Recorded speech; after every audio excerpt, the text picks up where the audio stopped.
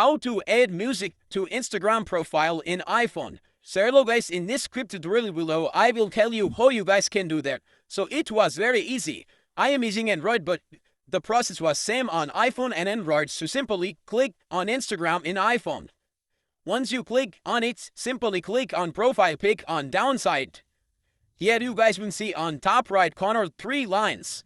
Also you guys will see edit profile, shared profile. So simply click on edit profile. Once you click on edit profile, you guys will see name, username. Also when you scroll, you guys will see music with profile display option. So simply click on music.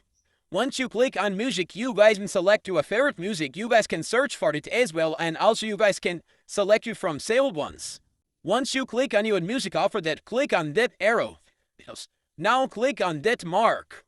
Once you click on that mark, your music will be added to your profile. That's how you guys can do that. Thanks.